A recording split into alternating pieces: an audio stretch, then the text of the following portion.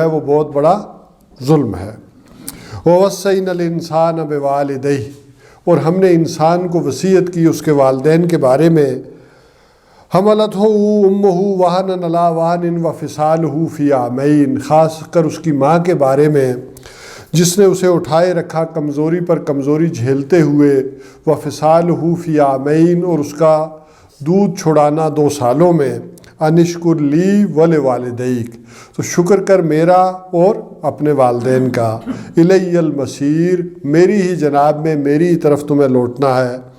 وَإِن جَاهَدَاكَ عَلَىٰ أَن تُشْرِكَ بِي مَا لَيْسَ لَكَ بِهِ عِلْمٌ، اور اگر وہ تجھ سے اس بات میں جھگڑا کرے، اس بات کی کوشش کرے کہ تو شرک کرے میرے ساتھ جس کا تیرے پاس کوئی علم نہیں ہے، فَلَا تُطِعْهُمَا، تو ان کی بات مت مان، وَصَاحِبْهُمَا فِي الدُّنْيَا مَعْرُوفًا، اور دنیا میں ان کے ساتھ رہ بھلے طریقے پر، معروف طریقے پر، وَاتَّبِعْ سَبِيلَ مَنْ أَنَابَ إِلَيَّ، اور پیروی کر اس کے راستے کی کہ جس نے اپنا رخ میری جناب میں کر لیا ہو، میری طرف کر لیا ہو، ثُمَّ إِلَيَّ مَرْجِعُكُمْ، پھر تم سب جو ہے وہ میری ہی جناب میں لوٹو گے، میری طرف لوٹو گے، فَأُنَبِّئُكُمْ، تو میں تمہیں متنبع کر دوں گا، بتا دوں گا، بِمَا كُنتُمْ تَعْمَلُونَ، جو کچھ کہ تم کرتے رہے ہو۔ یا بنیّ انہا ان تک مثقال حبۃ من خردل، اے میرے بچے، اگر کوئی جو عمل ہے وہ مثقال کے دانے کے برابر بھی، یعنی ایک ذرے کے برابر بھی کیا گیا ہو، یعنی ایک رائی کے دانے کے برابر بھی اگر کوئی انسان نے عمل کیا ہو، فتکن فی صخرہ، چاہے وہ کسی چٹان کی یعنی غار کے اندر کھو میں گھس کر کیا گیا ہو، او فی السماوات، یا آسمانوں کے اندر، او فی الارض، یا زمین کی پنہائیوں میں وہاں گھس کر کیا گیا ہو، یات بہ اللہ، اللہ اس کو لے آئے گا، ان اللہ لطیف خبیر، یقیناً اللہ بڑا باریک بھی ہے، باخبر ہے۔ یا بنی اقم الصلاۃ، اے میرے بچے نماز کو قائم کر، وامر بالمعروف، اور نیکی کا حکم کر، ونہا عن المنکر، اور برائی سے منع کر، روک، وَاصْبِرْ عَلَىٰ مَا أَصَابَكَ، اس پر جو تجھ پر بیتے اس پر صبر کر، إِنَّ ذَلِكَ مِنْ عَزْمِ الْأُمُورِ، یقیناً یہ بڑے ہمت کے کاموں میں سے ہے، وَلَا تُصَائِرْ خَدَّكَ لِلنَّاسِ، اور تو گالوں کو پھلا پھلا کر لوگوں سے بات مت کر، وَلَا تَمْشِ فِي الْأَرْضِ مَرَحًا، اور نہ زمین کے اوپر جو ہے وہ زور لگا کر یعنی اکڑ اکڑ کر نہ چل، إِنَّ اللَّهَ لَا يُحِبُّ كُلَّ مُخْتَالٍ فَخُورٍ، یقیناً اللہ تعالیٰ کو کوئی بھی جو بھی شیخی خورا ہے اور فخر کرنے والا ہے اس کو اللہ تعالیٰ پسند نہیں کرتے، اللہ کو وہ پسند نہیں ہے۔ وَاقْصِدْ فِي مَشْيِكَ، اور اپنی چال میں جو ہے وہ میانہ روی رکھ، وَاغْضُضْ مِنْ صَوْتِكَ، اور اپنی آواز کو پست رکھ، إِنَّ أَنْكَرَ الْأَصْوَاتِ لَصَوْتُ الْحَمِيرِ، یقیناً آوازوں میں سب سے بری آواز گدھے کی آواز ہے۔ اچھا، اس سے جو پہلی آیت پر ہم گفتگو کر چکے تھے کہ وَلَقَدْ آتَيْنَا لُقْمَانَ الْحِكْمَةَ أَنِ اشْكُرْ لِلَّهِ وَمَنْ يَشْكُرْ فَإِنَّمَا يَشْكُرُ لِنَفْسِهِ وَمَنْ كَفَرَ فَإِنَّ اللَّهَ غَنِيٌّ حَمِيدٌ، یہ گفتگو ہماری ہو چکی تھی اور اس کا خلاصہ یہ تھا کہ حضرت لقمان، پہلی بات تو یہ آئی کہ یہ جو میں نے ترجمہ کیا آپ کو معلوم ہو جائے کہ آیا بر میں جو 4 چیزیں ہم نے پڑھی تھی وہی 4 چیزیں یہ ہمت کے کام ہیں اور یہی حکمت کی بنیادیں ہیں، اساسات ہیں۔ تو حضرت لقمان کی شخصیت کے بارے میں ہم نے گفتگو کی تھی کہ وہ نہ نبی تھے، جس کا خلاصہ یہ ہے، تاریخی اعتبار سے بھی ہم نے جائزہ لیا تھا کہ حضرت لقمان نہ نبی تھے نہ کسی نبی کے امتی تھے، بڑے ایک دانا اور حکیم انسان تھے اور اللہ تعالیٰ نے انہیں حکمت عطا کی تھی۔ اور اسی سے بات آئی تھی کہ حکمت ہے کیا، کہ حکمت ہم نے دیکھا تھا کہ انسانی عقل کی وہ پختگی کہ جس سے انسان کے اندر اصابت رائے پیدا ہو جائے، اس کی ڈیسیژن میکنگ درست ہو جائے، وہ صحیح انداز میں فیصلے کرنے لگ جائے، اور صحیح فیصلے بڑے بڑے کون سے کہ اس کائنات کی حقیقت کیا ہے، خود اس کی اپنی حقیقت کیا ہے، اور عقل کی رہنمائی کیا ہے کہ اسے صحیح منعم حقیقی کی پہچان کروا دے۔ سلیم الفطرت جو انسان ہوگا، فطرت کا جو آپ کہہ لیں ڈیمانڈ ہے، فطرت کی جو اندر جذبہ ہے وہ کہ اپنے رب کو مانے پہچانے، تو عقل کا کام یہ ہے کہ وہ اپنے منعم حقیقی کی پہچان صحیح کروا دے۔ اور اسی میں جو چوتھی چیز تھی وہ یہ تھی کہ شکر، تو یہ بھی ہم نے دیکھا تھا کہ شکر اصل میں فطرت کی صحت کی علامت ہے. شکر جو ہے وہ گویا کہ حکمت کا لازمی نتیجہ ہے کہ اگر کوئی انسان حکیم اور دانا اور بینا ہے تو اس کے اندر ایک شکر والا معاملہ پیدا ہوگا، اور شکر ہی سے اصل میں ادائے حقوق کا ایک جذبہ پیدا ہوتا ہے. اور اسی میں سب سے بڑا حق، اب جو اگلی بات آ رہی ہے وہ اللہ تعالیٰ کا حق ہے، اور اس حق کو ادا انسان وہ کرتا ہے کہ جو دانا اور بینا اور عقل مند انسان ہے. لہٰذا حضرت لقمان نے جو اپنے بیٹے کو وصیت کی، اب یہاں سے آغاز ہوتا ہے. وَإِذْ قَالَ لُقْمَانُ لِابْنِهِ وَهُوَ يَعِظُهُ يَا بُنَيَّ لَا تُشْرِكْ بِاللَّهِ إِنَّ الشِّرْكَ لَظُلْمٌ عَظِيمٌ. اور جب لقمان اپنے بیٹے کو وصیت کر رہے تھے اور اس سے کہہ رہے تھے کہ اے میرے بچے، اللہ کے ساتھ کسی کو شریک نہ کیجیے، بے شک جو شرک ہے وہ بہت بڑا ظلم ہے. اب یہاں یہ بات آئی کہ تقریباً اس پر بھی اجماع ہے کہ حضرت لقمان نے یہ اپنی عمر کے آخری حصے میں یہ وصیت کی. جب انسان سوچتا ہے کہ میں اس دنیا سے جانے لگا ہوں تو ہر آدمی اپنی اولاد کو، بچوں کو، جو اس نے دنیا میں سیکھا ہوتا ہے، سمجھا ہوتا ہے، جو اس کا تجربہ ہے. ایک کاروباری آدمی اپنے بیٹے کو کاروباری وصیتیں کرے گا، کوئی اور کسی کا ذمہ داری کا تجربہ ہے تو اس انداز میں اسے وصیت کرے گا، کوئی نوکری کا ہے. تو حضرت لقمان نے جو زندگی سے سیکھا، جو غور و فکر میں سے انہوں نے نتائج مرتب کیے، وہ اپنے بیٹے کو سمجھائے. بلکہ ایسا بھی ہوتا ہے کہ انسان جو خود نہیں کر پایا ہوتا اور اس کے اندر خواہش ہوتی ہے، وہ بھی اپنی اولاد میں وہ دیکھنا چاہتا ہے. اس کی بھی بعض اوقات انسان وصیت کرتا ہے اور دیکھتا ہے کہ میں تو کسی وجہ سے یہ کر نہیں سکا، لیکن اس کے اندر جو ارادہ یا خواہش ہوتی ہے وہ چاہتا ہے کہ وہ اولاد کے اندر بھی نظر آئے. تو حضرت لقمان کی جو غور و فکر تھا، جو زندگی کا نچوڑ تھا، انہوں نے اپنے بیٹے کو منتقل کیا اور اس کی وصیت کی کہ اور کیا وصیت کی؟ سب سے پہلی ان کی حکمت کی معراج کیا تھی کہ اللہ کے ساتھ کسی کو شریک نہ کیجیے. اس کا ایک تعلق شکر سے بھی جڑ جاتا ہے. جیسے میں نے کہا کہ شکر اصل میں کیا ہے؟ ادائے حقوق. شکر بالجوارے کی جو تیسری قسم ہے وہ کیا ہے؟ ادائے حقوق کی صورت میں ہے. اور اس کائنات کے اندر سب سے بڑا حق کس کا ہے؟ اللہ کا حق ہے. یہ کائنات بھی اسی کی ہے، اسی نے بنائی ہے، اور اس پر حکمرانی کا حق بھی اسی کو ہے. یہی وجہ ہے کہ کسی معاشرے کے اندر اگر اللہ کا یہ حق ادا نہ ہو رہا ہو تو اس معاشرے میں انسانوں کے حقوق بھی ادا نہیں ہو سکتے.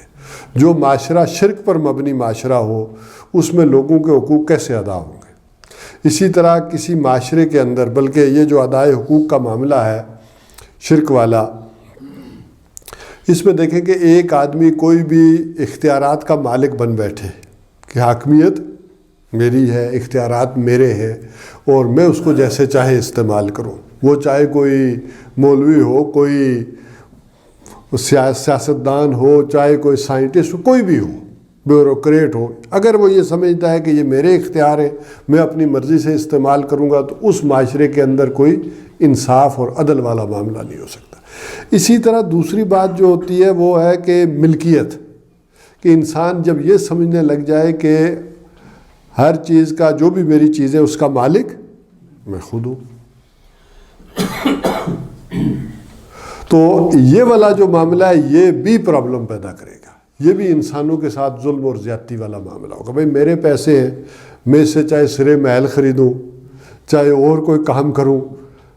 جبکہ آخرت میں دو سوال جو مال کے متعلق پوچھے گئے ہیں وہ کیا ہیں کہ یہ کمایا کیسے تھا اور خرچ کہاں کیا ہے.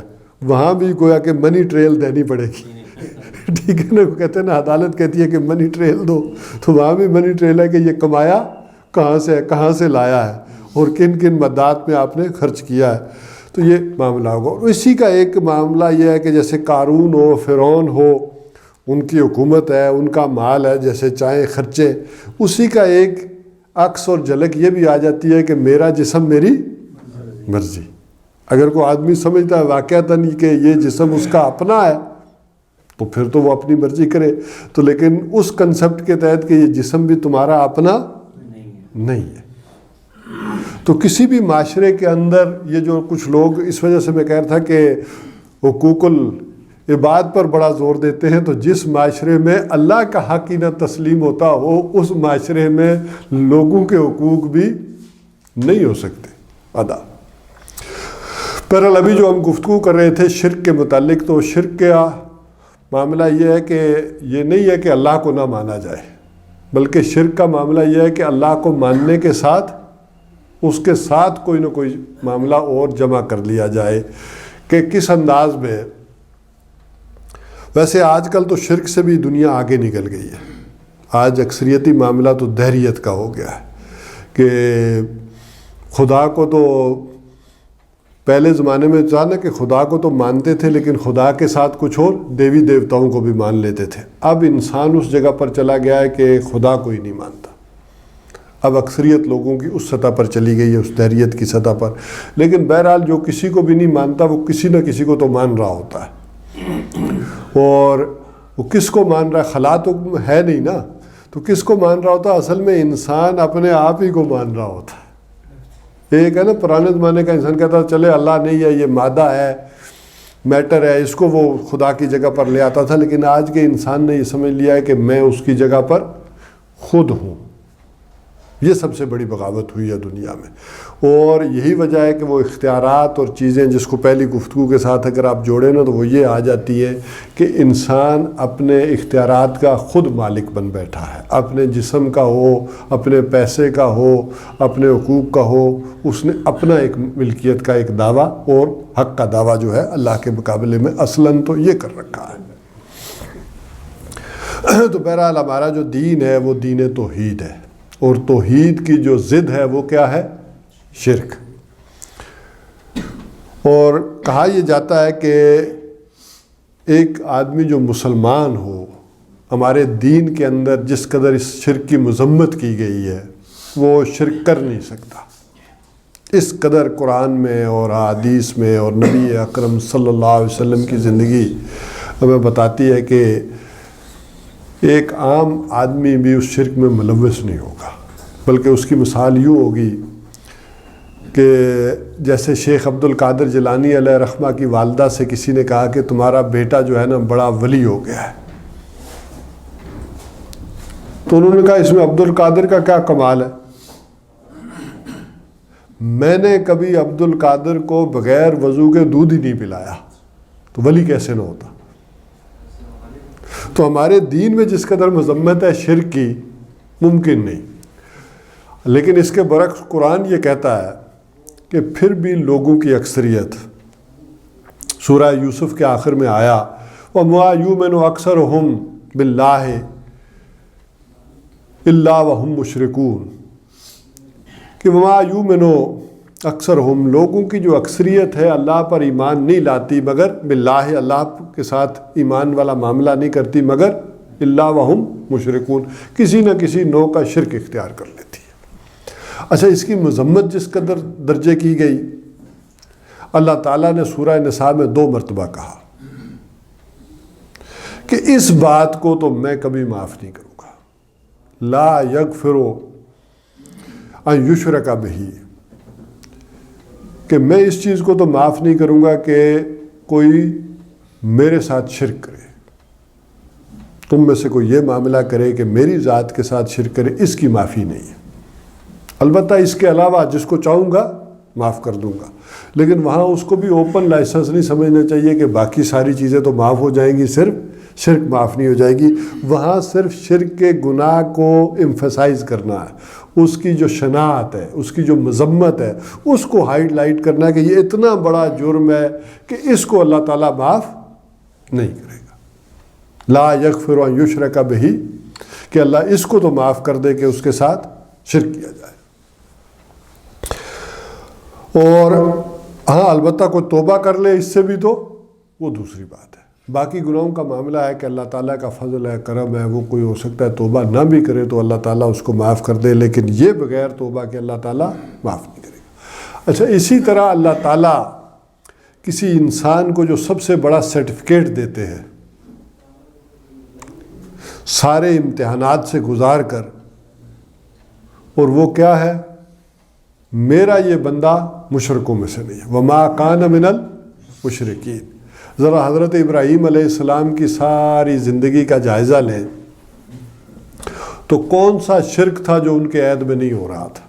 بت پرستی ہو رہی ہے، بادشاہ پرستی ہو رہی ہے، ستارہ پرستی ہو رہی ہے، اگرچہ ابھی اس وقت تو دنیا ان سے بہت آگے نکل گئی ہے، لیکن یہ سارے اس وقت کے شرک ہو رہے تھے، لیکن حضرت ابراہیم علیہ السلام ان سب سے نکلے، بلکہ محبت میں بھی جو آزمائشیں آئیں ان سے بھی نکلے، وہ والدین کی ہو، خاندان کی ہو، اولاد کی ہو، وطن کی ہو، ان سے بھی وہ پار ہوئے، اور آخر میں اللہ تعالیٰ نے سرٹیفکیٹ کیا دیا، وَمَا كَانَ مِنَ الْمُشْرِكِينَ، ہمارا یہ بندہ مشرکوں میں سے نہیں تھا۔ یہ اتنی بڑی بات ہے۔ اب اس شرک کو سمجھنے کے لیے بہت سارے لوگوں نے بہت ساری اصطلاحات اور بہت سارے انداز میں اس شرک کو سمجھایا ہے۔ مثلا ایک ہے شرک فی العقیدہ، نظریات میں، عقائد میں وہاں شرک ہو جانا، اور ایک ہے شرک فی العمل، عمل کے اندر جو ہے وہ شرک ہو جانا۔ اسی طرح امام ابن تیمیہ نے اس موضوع پر بڑی طویل گفتگو کی گہرائی کے اندر، تو انہوں نے کہا کہ ایک ہے اللہ تعالیٰ کے ساتھ جو شرک ہے، شرک فی المعرفہ، کہ اصل میں لوگ شرک کیوں کرتے ہیں، اس کی معرفت نہیں ہے انہیں، وہ پہچان نہ سکے۔ وما قدر اللہ حق کا قدر، انہوں نے اللہ کی قدر نہیں کی جیسا کہ قدر کرنے کا حق تھا، وہ اندازہ کر نہیں پاتے۔ اور ایک وہ کہتے ہیں شرک فی الطلب، یعنی یہ عمل میں بات آ جائے گی کہ لا مطلوب الا اللہ، لا مقصود الا اللہ، کہ اللہ کے سوا انسان کوئی شے نہ چاہے اور اس کے بغیر کسی سے کچھ نہ چاہے، یہ ایک عمل کا معاملہ آ گیا اور عقیدے میں آ گیا۔ اب اسی کے ساتھ دیکھیں کہ جس کو ظلم بھی کہا گیا، وہ کیوں کہا گیا؟ ظلم عربی میں کہتے ہیں کہ کسی چیز کو اس کے مقام سے ہٹا دینا، یہ ظلم ہے۔ مثلا یہ جگہ گلاس کے لیے مختص ہے، آپ نے یہ گلاس اٹھا کے نیچے رکھ دیا تو کیا کر دیا؟ یہ ظلم ہے۔ ایک چیز کے لیے کوئی جگہ مقدس کی گئی ہے، جو مقام بنایا گیا، اس مقام سے کسی چیز کو ہٹا دینا یہ ظلم ہے۔ اور اللہ تعالیٰ کے معاملے میں کیا ہے؟ اللہ تعالیٰ کا جو مقام بلند ہے اس سے اس کو نیچے ہٹا دینا، یا مخلوقات میں سے کسی کو اس کے برابر کر دینا، یہ ظلم ہے۔ اس انداز میں شرک کو کہا گیا کہ ظلم۔ یہی وجہ ہے کہ سورہ انعام میں جو بات کہی گئی کہ ای الفریقین احق بالامن، ان دونوں گروہوں میں سے ایک جو شرک کر رہا ہے اور ایک جو ایمان والا ہے، ان میں سے امن کا حقدار کون ہے سب سے زیادہ؟ تو وہاں کہا گیا کہ وہ لوگ جو ایمان لائے اللہ پر اور انہوں نے اپنے ایمان کے ساتھ کسی ظلم کی آمیزش نہیں ہونے دی۔ اب یہاں صحابہ کرام ڈر گئے کہ وہ کون آدمی ہے جس نے اپنے ایمان کے ساتھ ظلم والا معاملہ، کہیں نہ کہیں کوئی اوپر نیچے غلطی ہو ہی جاتی ہے۔ تو حضور صلی اللہ علیہ وسلم نے فرمایا یہاں ظلم سے مراد شرک ہے، کہ وہ آدمی جس نے شرک نہ کیا ہو۔ اچھا، اسی طرح ایک تقسیم وہ ہے کہ جو اہل علم میں کی گئی کہ ایک شرک جلی ہے اور ایک شرک خفی ہے۔ شرک جلی جو ہے وہ ہے کھلا کھلا شرک، آپ کسی کو سجدہ کر رہے ہیں، کسی بت کو سجدہ کر رہے ہیں، کسی اور کے لیے کوئی رکوع کر رہے ہیں، تو یہ ہے کسی اور سے کوئی مانگ رہے ہیں، اب یہ ہے وہ شرک کا معاملہ کھلے کھلے عام جو ہے وہ ہو رہا ہے۔ اے جن میری مدد کر دے، ہو سکتا ہے نا آدمی کہے جیسے وہ پکارتے تھے کہ میں اس وادی میں داخل ہوا ہوں تو اس وادی کے جن کی پناہ میں آتا ہوں، تو یہ ایک ہے کھلا کھلا شرک۔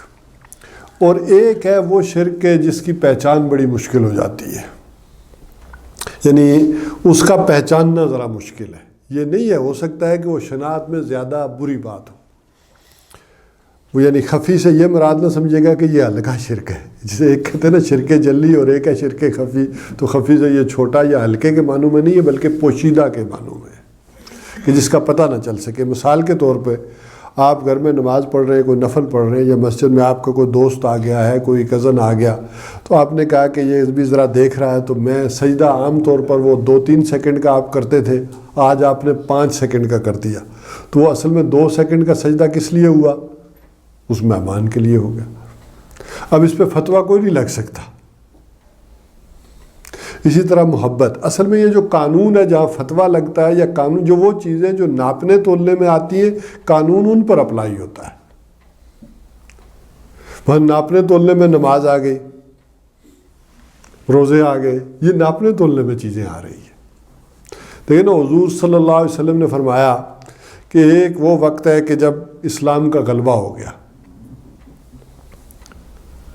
تو اب تم میں سے کوئی کمی کرتا ہے، جس کے 10% بھی کمی رہ گئی وہ بھی پوچھ ہوگی. اور ایک دیکھیں ایک زمانہ وہ آئے گا کہ حضور نے فرمایا جس نے 10% بھی دین پر عمل کر لیا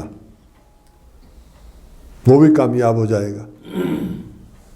تو اس 10% پر عمل کرنے کا مطلب کیا؟ یہ اس وہ مفہوم میں سمجھا رہا ہوں پرسنٹیج لگا کے، کہ ایک وہاں وہ لوگ تھے کہ جو اگر کچھ کم بھی کر لیتے تو تب بھی پکڑتا اللہ کہ آج پورا دین جو ہے وہ غالب ہے، ساری چیزیں سہولتیں ہیں، تم نے کیوں کمی کی. اور ایک وہ زمانہ آئے گا کہ دین پر چلنا مشکل ہو جائے گا.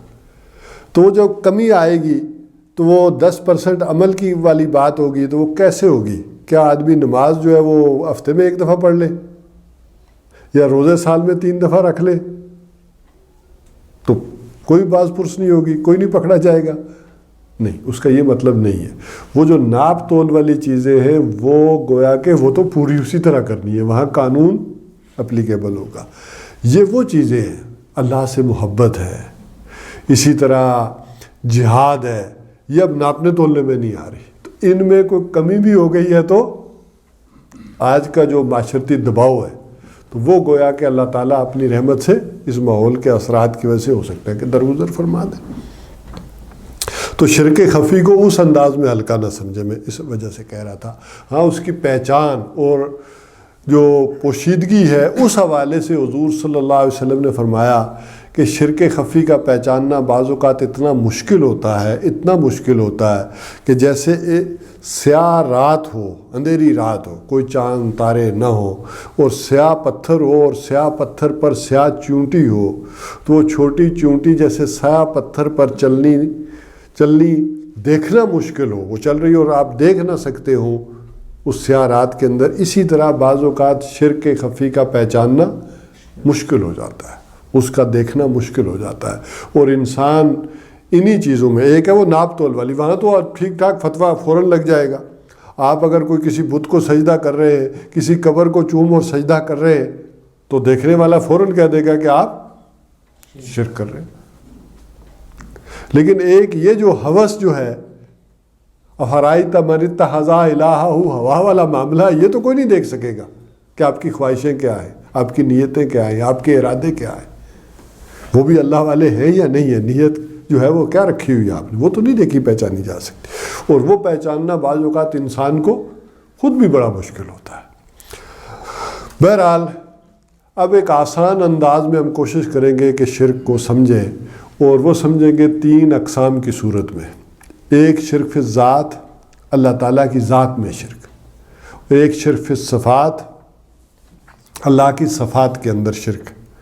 اور ایک شرک فی الحقوق، اللہ کے حقوق کے اندر شرک. یہ جو 3 کیٹیگریز ہیں، ان کے ذریعے زیادہ آسانی سے آج کا جو ذہن ہے، سائنٹیفک ذہن ہے، لاجیکل جو بات ہے، اس ذریعے سے انسان آسانی سے سمجھ پاتا ہے.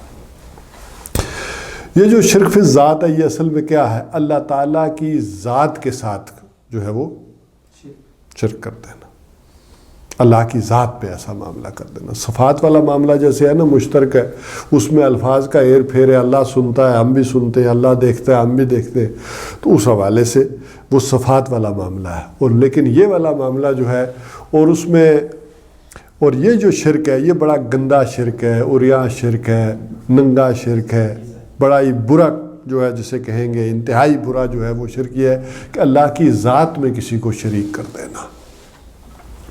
یہ عام طور پر جسے کہیں گے کہ بدقسمتی یہ ہے کہ یہ شرک مسلمان امتوں کے اندر پیدا ہوا. جتنی بھی سابقہ مسلمان امتیں رہی ہیں ان کے اندر یہ شرک آیا ہے، یا جسے ذرا ادبی زبان میں کہیں گے تو الہامی مذاہب کے اندر بھی یہ شرک رہا ہے. جیسے حضرت ابراہیم علیہ السلام سے بھی ہم کہیں کہ یہ ابراہمک ریلیجنز جو ہیں، عیسائیت ہے، یہودیت ہے، اسلام ہے، تو ان میں بھی اگر ہم دیکھیں تو یہودیوں میں یہ شرک آیا. وقالت الیہود عزیر ابن اللہ. قرآن یہ کہتا ہے کہ یہودیوں نے یہ کہا کہ عزیر اللہ کے بیٹے ہیں.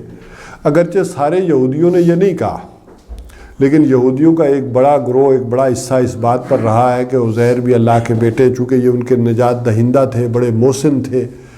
اور یہ اس انداز میں آئے ہیں کہ جب یہ غلام تھے عراق کے اندر، نمرود نے انہیں غلام بنا لیا تھا، تو حضرت عزیر نے انہیں وہاں سے نجات دلائی اس غلامی سے، اور یہ ہیکل سلیمانی دوبارہ تعمیر کیا، تورات جو ہے وہ دوبارہ لکھی. تو اس اعتبار سے ان کے ہاں جو ان کی شخصیت کی اہمیت بنی، تو ان کو انہوں نے اللہ کا بیٹا قرار دے دیا.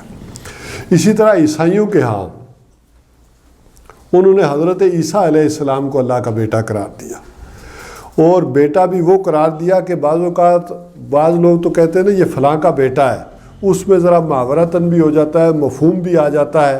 لیکن حضرت عیسیٰ علیہ السلام کے بارے میں تو انہوں نے بڑے کیٹیگرائز انداز میں کہا کہ یہ اللہ کا صلبی بیٹا ہے. ایک عام انداز میں بھی یوں کہتے ہیں نا کہ ایک آدمی کو آپ کہتے ہیں کہ یہ اے دولت دا پتر ہے، ٹھیک ہے کہ نا، جسے کہتے ہیں کہ فلاں ابن الوقت ہے، پیسے دا پتر ہے. تو وہ اس سے مراد یہ نہیں ہوتی کہ اس طرح سے پیسے کا بیٹا ہے. بھائی پیسے کا پجاری ہے، پیسے کا اور آلات کا اور وقت کا، یہ چڑھتے سورج کا جو ہے وہ پجاری اور غلام ہے. ایک اس انداز میں بات کی جاتی ہے، لیکن انہوں نے تو کہا کہ نہیں، یہ اللہ تعالیٰ کا صلبی بیٹا ہے. اسی طرح سے یہاں حضور صلی اللہ علیہ وسلم آئے ہیں، وہاں کیا ہوا؟ وہ جو ماحول تھا اس کے ارد گرد کا عرب کا، انہوں نے فرشتوں کو اللہ کی بیٹیاں قرار دے دیا تھا. اور عرب کے اندر اس وقت یہی شرک سارے عرب کے اندر پھیلا ہوا تھا. یہ بیٹا اور بیٹی کیوں قرار دیا جاتا ہے، اس کو سمجھ لیں.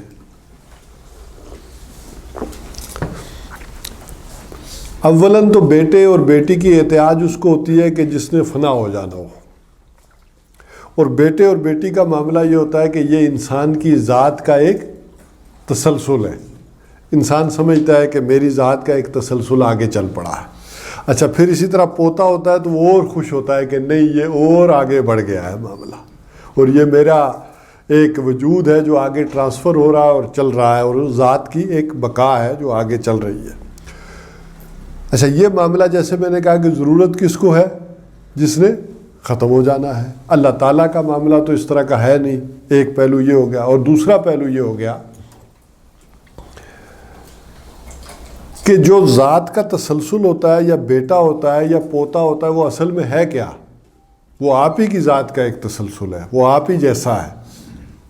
جسے عام زبان میں اگر ہم یوں کہیں کہ چودھری کا بیٹا چودھری، راجپوت کا بیٹا راجپوت، تو خدا کا بیٹا خدا، پھر اس تسلسل کے ساتھ ایک چلتا ہے. اور یہ ایسا شرک ہے کہ اس پہ اللہ تعالیٰ نے سورہ مریم کے اندر، جہاں عیسائیوں کا یہ شرک تھا، بڑے سخت الفاظ کے اندر اس کی مذمت کی، اور پرجلال انداز میں بات کرتے ہوئے اللہ تعالیٰ نے فرمایا وَقَالُوا اتَّخَذَ الرَّحْمَنُ وَلَدًا. اور ان لوگوں نے یہ کہا ہے کہ رحمان نے کوئی بیٹا بنا لیا ہے. لَقَدْ جِئْتُمْ شَيْئًا إِدًّا. آپ پھنسے ہو تم بڑی بھاری بات میں، یعنی یہ بہت بڑی بھاری بات ہے جس کا تم نے معاملہ کر ڈالا ہے. اور یہ اتنی بھاری ہے تکاد السماوات یتفطرن، کہ آسمان اس سے پھٹ پڑنے کو ہے، وتنشق الارض، اور زمین شق ہونے کو ہے، وتخر الجبال حدا، اور پہاڑ ایک دھماکے کے ساتھ زمین پہ گرنے کو ہے، ان دعوا للرحمن ولدا، کہ یہ بات کہی جائے کہ رحمان نے کوئی بیٹا بنا لیا ہے. اسی میں سورہ اخلاص بھی آ گئی. سورہ اخلاص بھی کیا ہے؟ اسی شرک کی نفی ہے. اور وہ نفی کس انداز میں ہے؟ قل هو اللہ احد اللہ الصمد. کہہ دیجئے کہ اللہ ایک ہے، تنہا ہے، یکتا ہے، اور وہی پشت پناہ ہے. اللہ الصمد وہی پشت پناہ ہے، وہی سہارا دیے ہوئے ہے سب کو، اسے کسی کے سہارے کی ضرورت نہیں ہے. لم یلد ولم یولد، نہ وہ کسی سے جنا گیا ہے اور نہ اس نے کسی کو جنا ہے. وَلَمْ يَكُنْ لَهُ كُفُوًا أَحَدٌ. اور اس کے برابر ہمسر ثانی کوئی بھی نہیں. یہ اسی شرک فی ذات کی نفی ہے اصل. بہرحال اسی کی ایک قسم فلسفیانہ مذاہب میں آئی. یہ ہندوستان بھی جو ہے نا یہ فلسفیانہ مذاہب کا گڑھ رہا ہے. ہندوستان ہو گیا، ایران ہو گیا، یونان ہو گیا، یہ اصل میں فلسفہ اور اوپر دین جا کر یہ ایک ہی بات جڑ جاتی ہے. جسے ہم کہتے ہیں نا ایمان اور فلسفہ، یہ ٹاپک کے لحاظ سے ایک بات ہے. ایمان بھی کیا ہے؟ جسے کہتے ہیں نا ایمان بالغیب، خاص کر وہ کیا ہے؟ ماورائی جو حقائق ہیں یا ما بعد الطبیعاتی حقائق، انہی پر ایمان ہے نا. ایمان بالغیب کیا ہے؟ کہ جو چیزیں آپ کو ان آنکھوں سے، ان حواس خمسہ سے نہیں دیکھی جا سکتی، وہ زیادہ حتمی اور یقینی ہے جو ان آنکھوں اور ہاتھوں سے آپ چھو کر، محسوس کر کے یا دیکھ کر جو ہے وہ یا چکھ کر محسوس کرتے ہیں. تو فلسفہ بھی اصل میں کیا بیان کرتا ہے؟ وہ اپنے اندازے لگاتا ہے کہ اس کائنات کہاں سے آئی، اس کا وجود کیا ہے، مرنے کے بعد ہم کہاں جائیں گے، ہمارے اصل میں ہماری اپنی حقیقت کیا ہے. تو یہ ہندوستان بھی ان فلسفیانہ مذاہب کا مرکز رہا ہے. تو یہاں بھی جو غور و فکر ہوا، سوچ ہوئی، تو وہاں پہلے تو وہی توحید آئی کہ نہیں، صرف ایک ہی ذات ہے، قدیم ذات ہے، کس کی؟ اللہ کی. پھر مسئلہ پیدا ہوا کہ نہیں، یہ کیسے ممکن ہے کہ کوئی شے تھی ہی نہیں تو اللہ نے کائنات بنا دی. بھئی ایک بات تو سمجھ آتی ہے کہ یہ لکڑی تھی اور ادھر سے کارپینٹر تھا، کارپینٹر نے کیا کیا؟ لکڑی سے یہ کرسی میز بنا دی. کوئی پلاسٹک تھی، کوئی دانہ تھا، اس سے مشین میں پگھلا کر یہ کرسیاں بن گئی. کوئی نہ کوئی چیز تھی جس سے کوئی چیز بنائی گئی. لیکن یہ کیسے ممکن ہو سکتا ہے؟ اچھا، جو لوگ تو زیادہ توحید کے قائل رہے انہوں نے کہا کہ اللہ تعالیٰ نے اصل میں اس کائنات کی شکل اختیار کر لی. اللہ تعالیٰ خود اس کائنات کے اندر ڈھل گیا. اور اس کی بھی دو صورتیں ہیں. ایک صورت تو یہ ہے کہ جیسے یہ برف تھی وہ کیا بن گئی؟ پانی. برف کہاں گئی؟ وہ اصل میں یہ پانی تھا جو پانی بن گئے. اللہ کہاں گیا؟ وہ اصل میں یہ کائنات ہے جو کائنات کے اندر ڈھل گیا، بن گیا. اور ایک اس کی قسم یہ ہوتی ہے جیسے نمک آپ ڈالیں تو وہ اسی میں کیا ہو جائے؟ مکس ہو جائے، رل مل جائے.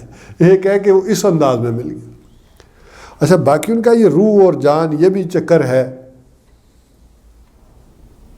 تو اس حوالے سے انہوں نے کہا کہ نہیں، اصل میں یہ جان اور روح کے انداز میں اللہ مل گیا، باقی یہ بھی موجود تھی. تو ایک فلسفے میں یہ بات آئی کہ جسے کہا گیا کہ اللہ تعالیٰ نے اس کائنات کی خود شکل اختیار کر لی.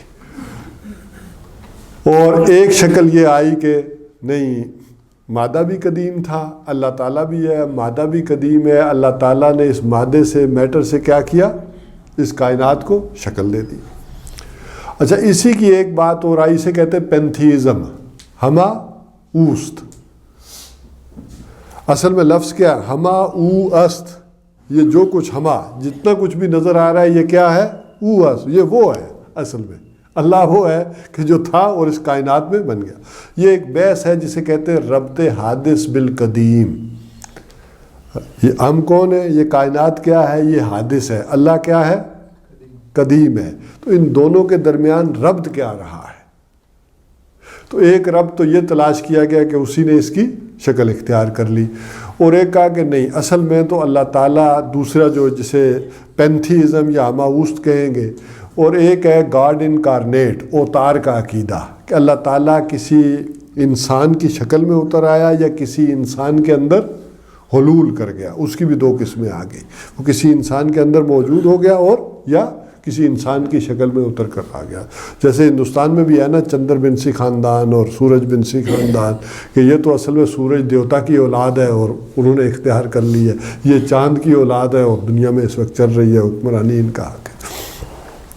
تو ایک یہ گاڈ انکارنیٹ کا سلسلہ بھی آیا کہ رام جی ہے، کرشن جی ہے، یہ سارے کون ہیں؟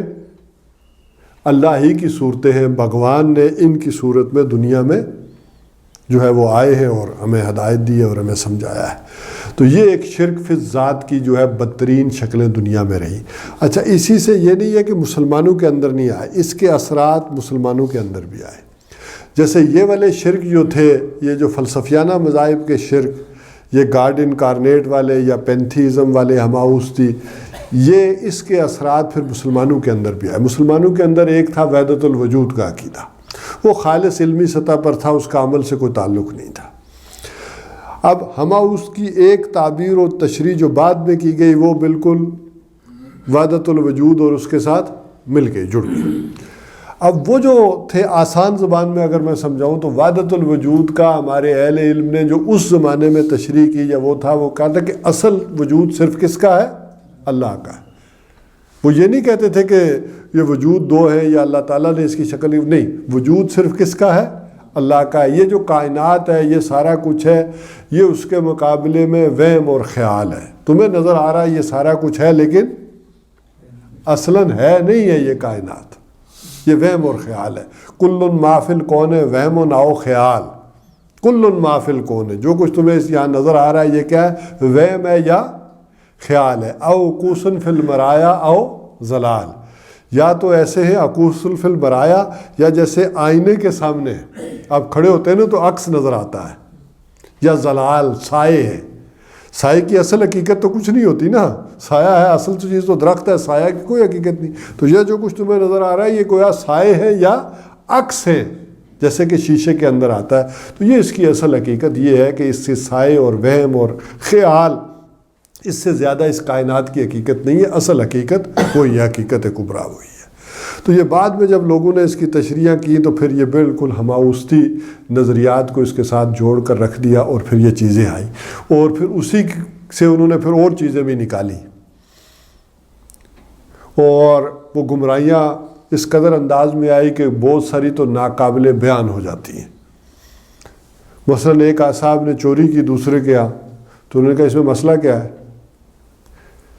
یہ بھی وہی ہے، وہ بھی وہی ہے، اور جو کچھ لے کر آیا وہ بھی وہی ہے، ادھر سے ادھر چلا گیا، فرق کیا پڑا؟ یہ تو کوئی معاملہ ہوا ہی نہیں. اس پر کون سی شریعت اور کون سا قانون اصل حقیقت کی طرف اگر جائیں. اور پھر وہ اشعار بھی آئے کہ وہی کوزہ گر اور وہی گلے کوزہ، اور وہی کوزہ وہی گلے کوزہ وہی کوزہ گر، وہی سارا کچھ ہے. یعنی کوزہ آپ سمجھتے ہیں نا جو مٹی کے لیے استعمال ہوتا تھا، یعنی وہ جو کوزے کی مٹی ہے وہی ہے، وہ جو کوزہ ہے وہ بھی وہی ہے، اور کوزہ گر وہی ہے. یعنی سارا کچھ تو اس طرح کی باتیں پھر آنا شروع ہوئیں. اچھا، اسی طرح گاڈ انکارنیٹ والی کچھ شکلیں بھی ہمارے ہاں آئیں، اور وہ کس انداز میں تھی کہ وہی جو مصطفی عرش تھا اتر پڑا مدینے میں مصطفیٰ ہو کر. اب یہ گاڈ انکارنیٹ نہیں ہے تو کیا ہے؟ اوتار کا عقیدہ. ہم نے مدینے کی مسجد کے ممبر پر ایک بغیر عین کے عرب دیکھا. ذرا پھر پڑھے، ہم نے مدینے کی مسجد کے ممبر پر بغیر عین کے ایک عرب دیکھا. بغیر عین سے عین ہٹا دیں عرب سے تو کیا ہو جائے گا؟ تو اس طرح استعاراتی انداز میں بھی کچھ لوگوں نے اس طرح کے انداز میں باتیں کی اور سمجھایا. اور اللہ تعالیٰ کا ایک شکر تو رہا ہے کہ حضور صلی اللہ علیہ وسلم کی شخصیت اس سے پاک رہی ہے، ورنہ جتنی بھی سابقہ امتیں رہی ہیں انہوں نے اپنے انبیاء کو اس درجے میں پہنچایا ہے. ظاہر محبت ہی میں غلو کر کے پہنچایا ہے نا. اور محبت کیا مسلمانوں کو حضور صلی اللہ علیہ وسلم سے نہیں ہے؟ بہت زیادہ ہے، ان سے کہیں زیادہ ہے. لیکن اس کی خاص کر اللہ تعالیٰ نے بھی حفاظت فرمائی بہت زیادہ، اور خود حضور صلی اللہ علیہ وسلم نے بھی عملی اقدامات ایسے کیے کہ کبھی اپنی نشست کے لیے اسی طرح جب کوئی علیحدہ مقام نہیں رکھا، اور باہر سے کوئی آنے والا پہچان نہیں سکتا تھا کہ حضور صلی اللہ علیہ وسلم ان میں کون سے ہیں، تاکہ بیٹھنے کے انداز میں کوئی علیحدہ تخت، کوئی علیحدہ ممبر، کوئی علیحدہ چیز، یہ والا نہیں معاملہ کیا. جس کو ابن عربی نے بھی کہا کہ آپ کا نزول بڑا کامل تھا، اس لیے آپ کی دعوت بھی بڑی پھیلی ہے. انسانی سطح پر آ کر آپ نے وہ ساری چیزیں کر کے دکھائی. تو بہرحال یہ ایک شرک کی جو قسم ہے، جسے میں نے کہا کہ شرک فی ذات والی، یہ وہ شرک ہے کہ جو بڑا ہی گھناؤنا، گندا اور عریاں ترین شرک رہا ہے. اور یہ الہامی مذاہب ہوں یا فلسفیانہ مذاہب ہوں، ان سب میں رہا ہے. اور جیسے میں نے کہا کہ امت مسلمہ بحیثیت مجموعی تو اس سے محفوظ رہی ہے. لیکن کہیں کہیں معاملہ یہاں بھی ہوا کہ جیسے حضور صلی اللہ علیہ وسلم کہ صحابی ہیں حضرت علی رضی اللہ تعالیٰ عنہ، ان کے ساتھ یہ معاملہ ہو گیا اور ان کی زندگی میں ہو گیا کہ بعض لوگوں نے انہیں کہا کہ یہ کون ہے؟ یہ خدا ہے، خدا ان کی صورت میں دنیا میں آ گیا ہے۔ اور حضرت علی رضی اللہ تعالیٰ عنہ نے انہیں آگ جلا کے اس میں ڈلوایا اور ان سے کہا کہ اس میں کودو، تم یہ اتنا بڑا معاملہ کر رہے ہو، شرک کر رہے ہو۔ تو انہوں نے کہا یہ خدا ہے، امتحان لے رہا ہے، انہوں نے خوشی سے چھلانگیں لگا دی اس میں۔ ایسا معاملہ بھی ہو جاتا ہے۔ اسی طرح یہ تصور وہاں سے کچھ آغا خانیوں میں ان میں آیا۔ یہ جو ایک تو وہ ہیں کہ جو آغا خانی ادھر آپ کے گلگت بلتستان ادھر کافرستان کی طرف ہے، ان کا اس طرح کا معاملہ نہیں ہے، سننے میں آیا ہے۔ لیکن یہ جو گجرات وغیرہ، یہ جو انڈیا کا گجرات ہے، اس سائڈ پہ جو رہے ہیں، انہوں نے اس طرح کا معاملہ اختیار کیا۔ وہاں جب آئے آغا خانی تو انہوں نے کہا کہ دیکھو ہندو تو یہ پہلے سے مان رہے ہیں، اوتار 9 اوتار تو مان ہی رہے ہیں، وہ رام ہو کرشن ہو، اس طرح کا معاملہ کر۔ تو انہوں نے کہا کہ حضرت علی کو بھی ایک اوتار مان لو، اس سے کیا فرق پڑتا ہے، تم 9 تو پہلے ہی مانتے ہو۔ تو اس انداز میں بھی انہوں نے ہندوؤں کو جو مسلمان کیا تو اس اوتار کے عقیدے کے تحت کیا، اس کے ساتھ کیا۔ تو یہ شرک اس انداز میں مسلمانوں کے اندر بھی رہا ہے اور کچھ نہ کچھ جو ہے یہ اس کے اثرات یہ رہے ہیں۔ بہرحال آج جو میں نے آپ کو سمجھایا ہے، زیادہ ہماری جو گفتگو ہوئی ہے وہ شرک فی الذات پہ۔ اس کے بعد میں نے سمجھانی تھی بات آپ کو کہ شرک فی الصفات، اور پھر اس کے بعد شرک فی الحقوق۔ تو میرا خیال ہے کہ اگر یہاں کلوز کر لیں تو مناسب رہے گا کہ ہم شرک یعنی شرک فی الصفات اور شرک فی الحقوق پر بعد میں ہم گفتگو کر لیں اگلی نشست میں، تو زیادہ بہتر ہے۔ آپ کو کم سے ہو گئے، کیا وجہ ہے؟ کوئی ٹائم آگے پیچھے ہو گیا یا